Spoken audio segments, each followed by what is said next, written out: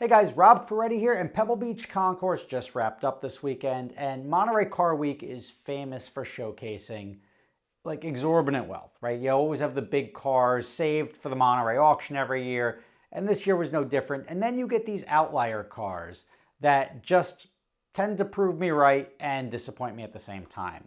Now, you'll see there was a carcass of a car that everybody was like, oh, look at this carcass of a car. And I'm like, I wonder what that's going to sell for, because I made a video about me buying a carcass of a car. And when I say a carcass of a car, something that just like rolled off the side of the cliff, caught on fire, and all I'm really buying is the VIN number. And then when the VIN number is ultimately worth something, when the car becomes worth $20 million, I'll spend $5 million going to Ferrari to build it. Well, I think I'm going to be beaten to that game by everybody who's got more money than me, as has been proven by this carcass. This carcass is a 1954 Ferrari 500 Mondial Spider. And this particular car has a history of an engine swap, crashing, burning, everything bad that could possibly happen to a car. And this is the essentially salvaged, charred remains of what's left.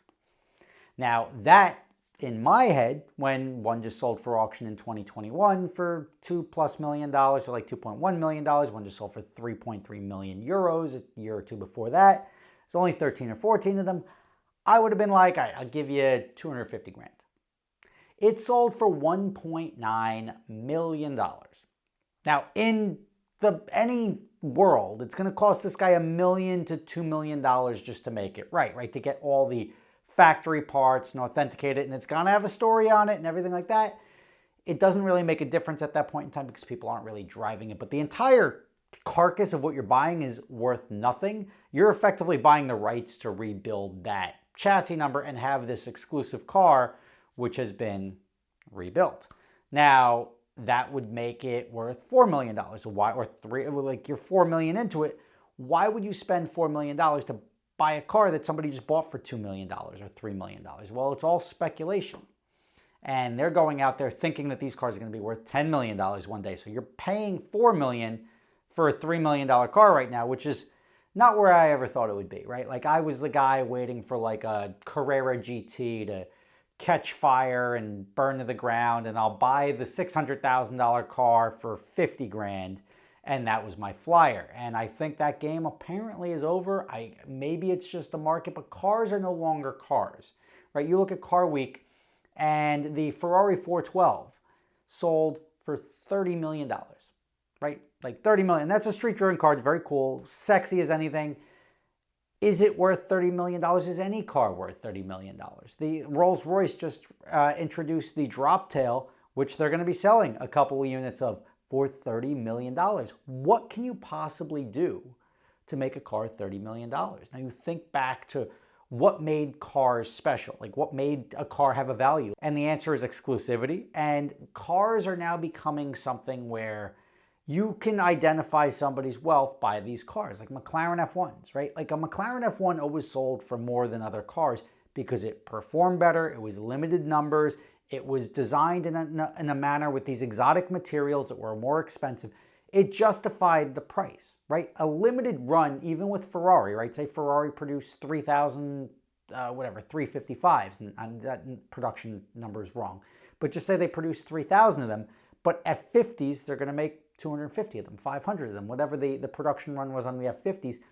You're doing all this R&D to create this supercar that's going to perform better, have a more limited number, and that's going to ramp up the price on that car. You have to charge more because the R&D has to get amortized instead of over 3,000 units or 5,000 units, that you're amortizing it over a couple hundred units. So now you have all this R&D, you have all these exotic materials where the 355 is using a steel chassis versus a carbon fiber monocoque chassis in the other cars.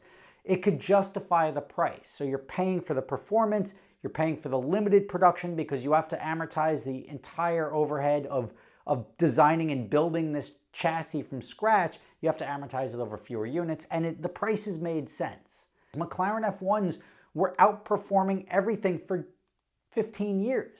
And that's a car that was designed released in 1995 that's now outperforming cars made in 2005 and 2010.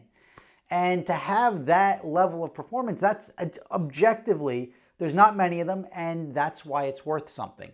Some of these other cars, they're rare. They've got a racing pedigree. It's the same way a movie car like the Paul Walker Supra is going to be worth money. It's the same reason a movie Aston Martin that's authentic is going to be worth money. But certain cars, at a certain point in time, they shouldn't really be worth more than what it would cost to recreate it, right? And I think, and I hope this is the future, right? Because there's chassis that are terrific. The Ford GTs, they didn't finish a production run.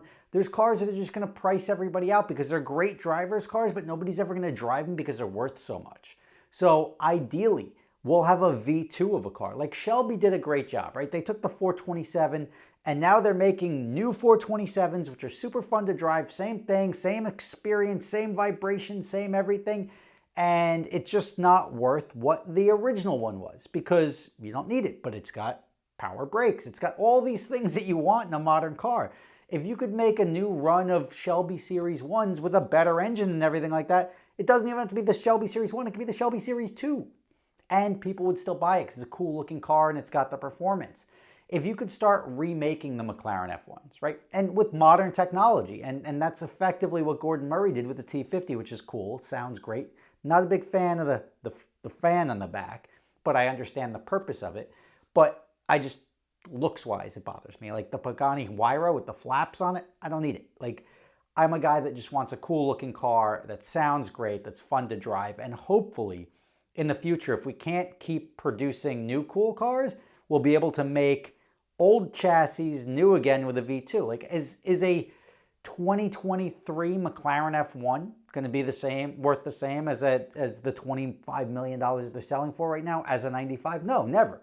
But the V2 may be more desirable. You may be able to get into it for $2.5 or $3 million and then drive that car. And the same thing goes for Carrera GTs and F50s and F40s. And you're not getting the original one. The original ones can all become artwork for the end of time, and rich people can trade them and put them on their yachts during F1 and do whatever they want with them. But at the end of the day, these cars are designed to be cars, and they're not cars anymore. They're becoming artwork. I saw an opportunity to make money. Somebody beat me to it and crushed my dreams of buying a charred-out supercar and ultimately sitting on that $50,000 or $100,000 for 10 or 15 years and making a bunch of money off of it, and bums me out a little bit. So there's Car Week, lots of money flying around. If you could imagine spending $2 million on that charred carcass of a car, which buys you, I mean, effectively, you could get a Ferrari Monza probably for about that. That's $1.5 million, $2 million car, which you get, but instead you bought this thing that's about to become a project, and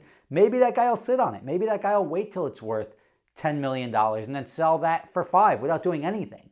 It's all speculation. It's all like trading art now instead of cars, and that hurts my heart a little bit.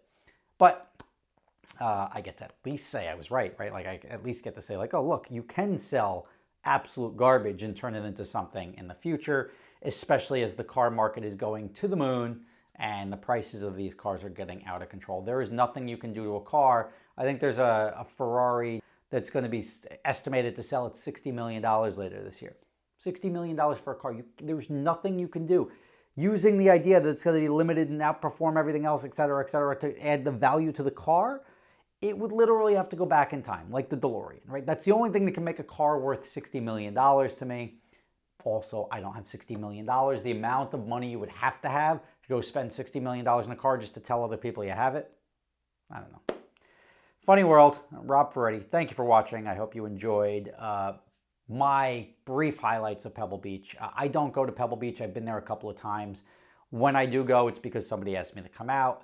But even when I go out there, the vibe is a little bit above my pay grade. Does that make sense? Like, it's just a little too stuffy for me, so I end up leaving and going to Napa, drinking wine, hanging out with my friends. So now I just stopped going to Pebble unless there's a reason to go out there. Rob Ferretti, thank you for watching.